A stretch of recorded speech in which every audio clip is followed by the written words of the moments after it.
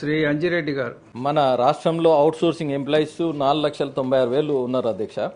ఈ GO number కూడా ఈ 4,96,000లో హైయెస్ట్ డిపార్ట్మెంట్ లో యాక్చువల్ ఏంటంటే హెల్త్ అండ్ మెడికల్ దాంట్లో 62,000 మంది, ఈ మెడికల్ దాంట్లో 32 డిపార్ట్మెంట్ 496 ఉన్నారు అధ్యక్ష.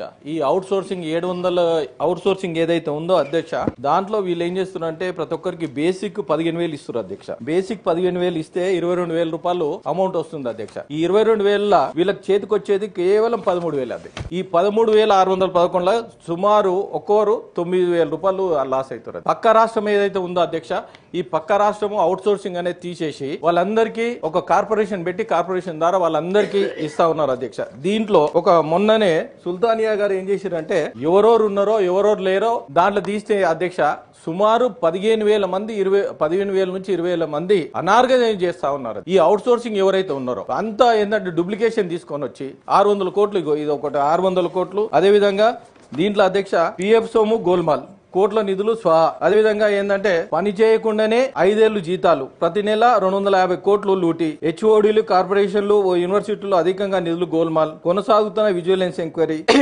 ఈ విధంగా ఇవన్నీ చేస్తే ఈ జీవో నంబర్ 60 ఏదైతే ఉందో అధ్యక్ష, దీంట్లో మనం ఏదైతే 4,96,000 మంది ఎవరైతే ఉన్నారో అధ్యక్ష, agriculture department, animal department, backward class అన్నిటికనే ఏంటంటే హెల్త్ అండ్ 62,000 మంది ఉన్నారు. అదేవిధంగా పంచాయత్ రాజ్ లో 94,000 మంది ఉన్నారు. అది అదేవిధంగా రెవెన్యూలో కూడా 84,000. ఇవన్నీ అవుట్ సోర్సింగ్ ఏదైతే ఉందో అధ్యక్ష, దీన్ని ఈ అవుట్ సోర్సింగ్ ఏజెన్సీస్ రద్దు చేసి కార్పొరేషన్ పెట్టేస్తే ప్రతి ఒక్కరు ఏంటంటే వాళ్ళు 15 సంవత్సరాల నుంచి పనిచేస్తారు అధ్యక్ష.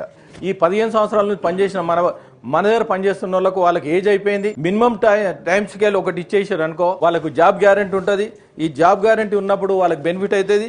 మొన్న ఒక సర్వే చేపించారు అధ్యక్ష, ఏదైతే Sandeep Kumar Sultania IFMIS integrated financial management information system లో తీసుకుంటే అధ్యక్ష, దీంట్లో ఇంత ఇబ్బందులు ఉన్నాయి అధ్యక్ష. ఎందుకంటే ఏది ఆధార్ కార్డ్ లింక్ చేయమని, ఫోన్ నంబర్ లింక్ చేయమంటే ఇంత కుంభకోణం దాంట్లో బయటపడ్డది అధ్యక్ష. అదే విధంగా ఎవరైతే ఈ పీజీ కింద చదువుతా ఉన్నారో మెడికల్ కాలేజ్ లో, ఈ మెడికల్ కాలేజ్ చదివే స్టూడెంట్స్ ఎవరైతే ఉన్నారో గవర్నమెంట్ స్టైఫండ్ ఇస్తుంది అధ్యక్ష. ఇది ఎట్టి పరిస్థితుల్లో అధ్యక్ష, ఈ పరిస్థితుల్లో ఇవన్నీ ఎంతమంది అయితే ఉన్నారో, అది ఇరిగేషన్ డిపార్ట్మెంట్ లా, తర్వాత ఏంటంటే హోమ్ డిపార్ట్మెంట్ లో 21 మంది, అదే విధంగా హైయర్ ఎడ్యుకేషన్ లో 13,000 మంది, ఇవన్నీ ఎనర్జీ డిపార్ట్మెంట్ లో 22,000 మంది, అంటే ఇంకా వేరే దాంట్లో కూడా ఎక్కువ ఉన్నాయి అన్ని చెప్తా ఉన్నా అధ్యక్ష. అదే విధంగా మున్సిపల్ అడ్మినిస్ట్రేషన్ లో 62,913 అధ్యక్ష.